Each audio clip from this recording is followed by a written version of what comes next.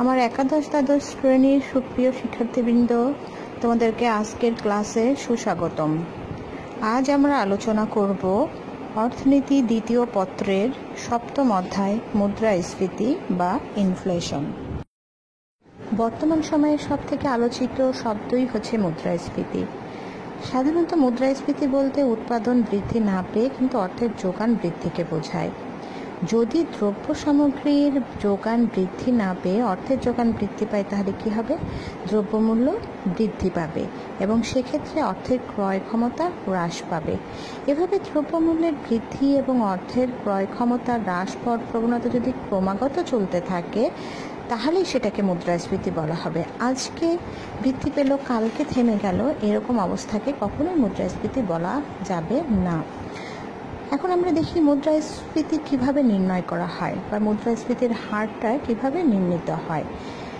মুদ্রাস্ফীতির হার সমান সমান হবে বর্তমান বছরের দাম মাইনাস বিগত বছরের দাম ডিভাইডেড বাই বিগত বছরের দাম ইন্টু 100।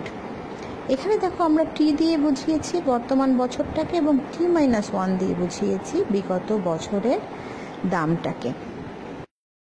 মুদ্রাস্ফীতি কিভাবে ঘটে সেটাকে এখন আমরা একটা চিত্রের মাধ্যমে বিশ্লেষণ করব। এজন্য আমরা ভূমি অক্ষে দেখিয়েছি উৎপাদন এবং লম্ব অক্ষে দাম স্তর। অ্যাগ্রিগেট সাপ্লাই কার্ভ বা সামগ্রিক যোগান রেখাটা ফিক্সড ধরা হয়েছে। তার কারণ হচ্ছে আমরা এখানে ধরেই নিচ্ছি যে আমাদের প্রাপ্ত সম্পদ, বিদ্যমান প্রযুক্তি এবং দক্ষতার প্রেক্ষিতে পূর্ণ নিয়োগ বিরাজ করছে অর্থনীতিতে। যখন এরকম পূর্ণ নিয়োগ বিরাজ করবে তখন অবশ্যই অ্যাগ্রিগেট সাপ্লাই কার্ভটা লম্ব অক্ষে সমান্তরাল হবে বা স্থির হবে। ডি দিয়ে বোঝাচ্ছি আমরা, D1 D2 দিয়ে বোঝাচ্ছি অ্যাগ্রিগেট ডিমান্ড বা সামগ্রিক চাহিদা রেখা। এবং সেটা দেখো যখনই ডিমান্ডটা বেড়ে যাচ্ছে তখনই প্রাইসও বেড়ে যাচ্ছে।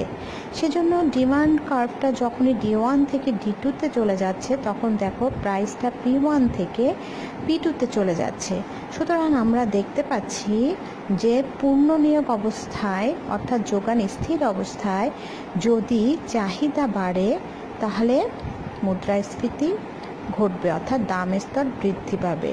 এখানে মুদ্রাস্ফীতির পরিমাণ নির্ণীত হয়েছে P2BA P1 পরিমাণ। মুদ্রা সংকোচন হচ্ছে মুদ্রাস্ফীতির একদম বিপরীত অবস্থা। যখন দ্রব্য সামগ্রিক যোগান অত্যাধিক বৃদ্ধি পায় কিন্তু অর্থের যোগান বৃদ্ধি পায় না তখন দাম স্তর ক্রমাগত হ্রাস পেতে থাকে। এরকম অবস্থাকেই মুদ্রা সংকোচনটা বলা হয়। চিত্রেও দেখো যে যেমন আমরা মুদ্রাস্ফীতির সময় দেখেছিলাম যে অ্যাগ্রিগেট ডিমান্ডটা বেড়ে গেছে অর্থাৎ সামগ্রিক চাহিদাটা বেড়ে গেছে, আর এক্ষেত্রে কি হচ্ছে, সেক্ষেত্রে সামগ্রিক চাহিদা কমে যাচ্ছে কারণ মানুষের হাতে অর্থ কম আছে। যখনই মানুষের হাতে অর্থ কম থাকবে তখন তাদের চাহিদাগুলোও কমে যাবে, আর চাহিদা যদি কমে যায় তাহলে অবশ্যই প্রাইসটাও কমে যাবে। এই জন্য দেখতে পাচ্ছ যে ডিমান্ড কার্ভটা D1 থেকে D2-তে শিফট করায় প্রাইসটাও P1 থেকে P2-তে শিফট করেছে। ফলে অর্থাৎ দেখতে পাচ্ছি যে দাম কমে গেছে। এখানে মুদ্রা সংকোচনের পরিমাণ নির্ণীত হয়েছে P1A B P2 পরিমাণ। মুদ্রাস্ফীতিকে নানা দৃষ্টিকোণ থেকে বিবেচনা করা হয়। এর পরিপ্রেক্ষিতে মুদ্রাস্ফীতিকে আমরা প্রধানত 4টি ভাগে ভাগ করতে পারি, যেমন কারণ ও প্রক্রিয়া ভিত্তিক।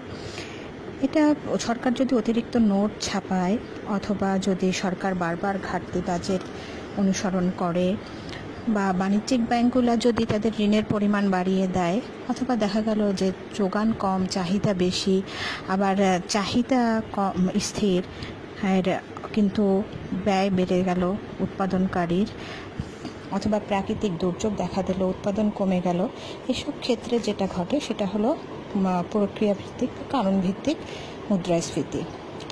সময় ভিত্তিক মুদ্রাস্ফীতি এটা শান্তিকালীন মুদ্রাস্ফীতি এক রকমের থাকে, যুদ্ধকালীন অন্যরকম একটু অনেক বেশি, যুদ্ধ পরবর্তীতেও বেশি থাকে।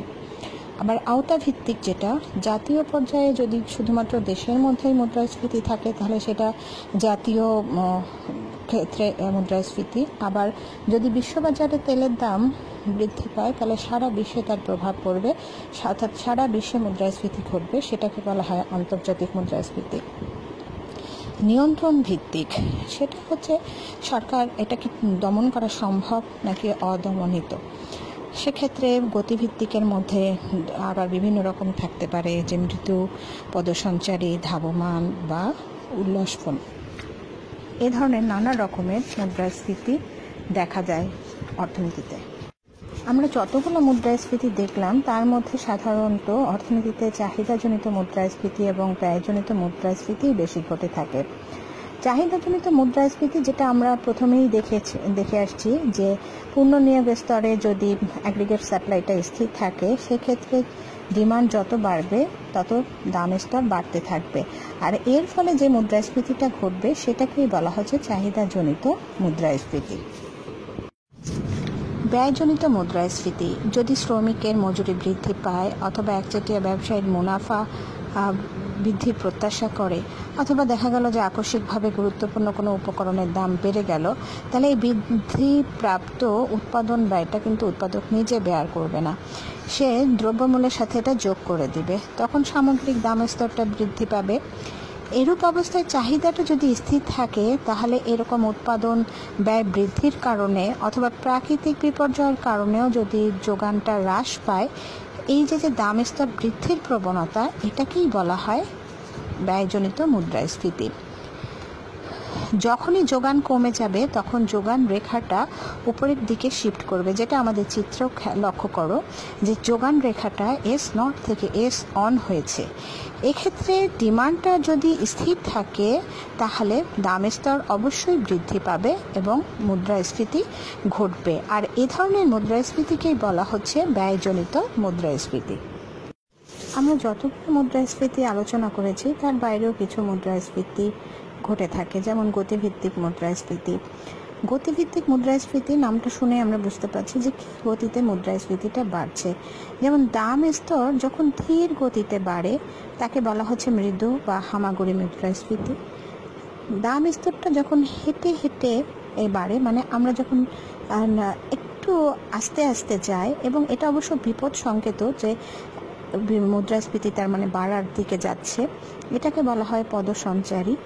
আর দাম স্তর যখন দৌড়ে দৌড়ে চলে, অর্থাৎ ক্রমাগত নিয়ন্ত্রণের বাইরে চলে যায়, তাকে ধাবমান মুদ্রাস্ফীতি বলা হয়। আর মুদ্রাস্ফীতিটা যখন অস্বাভাবিক গতিতে লাফিয়ে লাফিয়ে বাড়তে থাকে তাকে বলা হয় উল্লসপন মুদ্রাস্ফীতি। এগুলা হচ্ছে গতিভিত্তিক মুদ্রাস্ফীতির আলোচনা।